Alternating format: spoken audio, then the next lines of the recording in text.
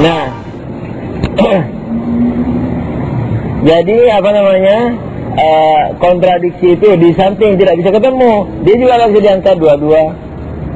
Nah, tapi kenapa di sini dinyatakan bahwa kontradiksi bisa diangkat dari esensi?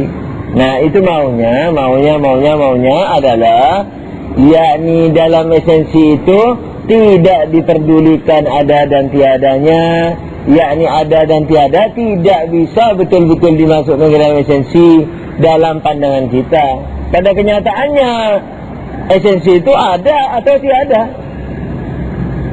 Esensi, ambil esensi apa saja. Esensi manusia ada, esensi dinosaurus tiada, esensi gunung emas tiada pada alam kenyataannya. Yakni kontradiksi berlaku hukumnya bahwa dia tidak bisa bertemu dan tidak bisa diangkat pada esensi, tapi pada alam kenyataannya. Tapi pada alam idenya, pada alam pikiran kita, yang dimaksud esensi itu adalah lepas dari ada dan tiada, lepas dari satu dan banyak, lepas dari bergerak dan tidak.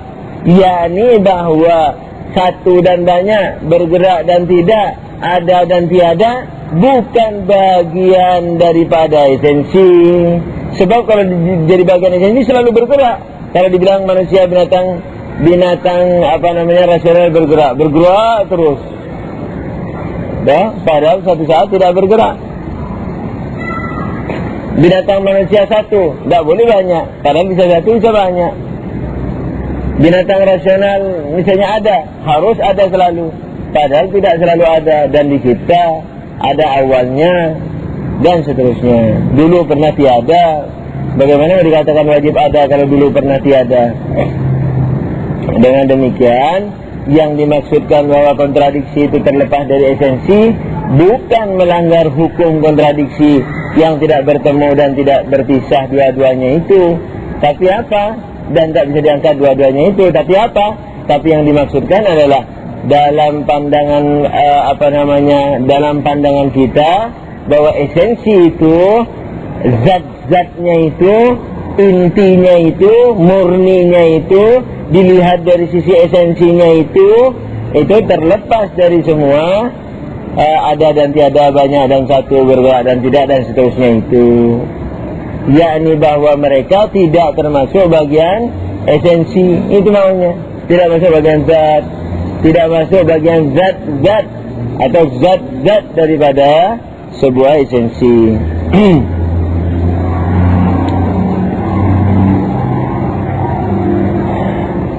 Tapi di alam nyatanya apa? Di alam nyata esensi itu ada atau tiada, terserah. Esensi apa saja pasti ada atau tiada. Tidak bisa dia ada dan tiada. Tidak bisa juga dibilang tidak ada dan tidak tiada. Begitu. Jadi pasti ada atau tiada. Kama yatul insan wa hayawan natik matan wa in kanat وإن كان الإمام موجود ومعدومة لا يجتمعان ولا يتافيان لكن شيئان من الوجود والعدم غير مأخوذ فيها فللإنسان معنى ولكل من الوجود والعدم معنى آخر. Jadi maksudnya apa? Bahwa contohnya seperti manusia, ketika dibilang bahwa manusia adalah binatang rasional, sekalipun binatang rasional ini secara nyata ada atau tiada, tidak bisa lepas dari itu. Tapi dilihat dari definisi bahwa manusia itu binatang rasional, itu apa? Tidak diambil catatan-catatan ada dan tiada itu. Karena kalau dimasukkan ke dalamnya ada, menjadi wajib ada. Kalau dimasukkan ke dalamnya tiada, menjadi mustahil ada. Padahal manusia tidak wajib ada, tidak mustahil ada, mungkin saja ada. Begitu. Oleh karena itu, yang dimaksudkan bahwa ada dan tiada lepas dari esensi, maksudnya tidak merupakan bagian zati daripada sebuah esensi. Begitu juga sifat-sifat yang lain.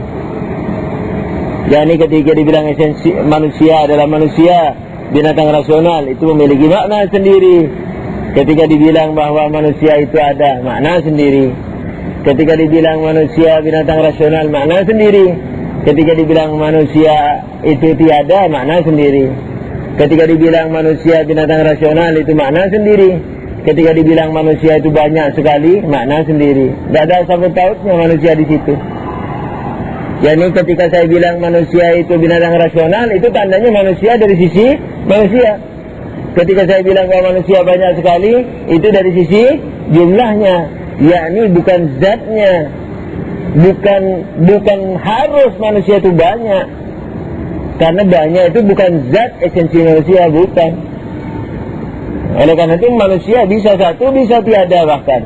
Tidak harus banyak. Tapi kalau dibilang manusia adalah binatang rasional banyak, maka banyak ini merupakan bagian daripada manusia. Oleh karena itu kita ini kalau dibilang banyak, sementara individu kita ini satu, maka kita bukan manusia. Sebab kurang. Sebab manusia adalah apa? Binatang rasional banyak. Jadi harus rame-rame baru manusia. Kalau satu bukan manusia, padahal masing-masing kita adalah manusia. Itu tandanya apa? Bahwa contohnya banyak, tidak termasuk bagian zati, bagian inti, bagian dasar, bagian substansial bagi esensi manusia. Jadi kalau manusia dipakai pada kata-kata, pada proposisi manusia binatang rasional, lalu manusia juga dipakai pada proposisi yang menyatakan bahwa manusia banyak sekali, bahwa manusia nakal sekali, bahwa manusia merugi. Wal asri innal insana lafi khusr, demi masa sesungguhnya manusia itu merugi, dan seterusnya. Itu maknanya sendiri-sendiri. Manusia yang di sana dengan manusia yang di sini lain makna. Kalau saya bilang manusia binatang rasional, manusia di situ adalah esensi manusia. Kalau dibilang manusia merugi, ini manusia lapangan, bukan manusia esensi. Kalau saya bilang manusia itu binatang rasional sendiri, kalau dibilang kalau saya bilang manusia lelaki, itu makna sendiri, bukan manusia esensi. Sebab manusia esensi terlepas dari jenis kelamin, tidak ada lakinya, tidak ada perempuannya, tidak ada cerdasnya, tidak ada bodohnya. Paham tak? Nah, jadi esensi manusia. Jadi kalau manusia saya pakai pada kata-kata binatang rasional, itu esensi saja.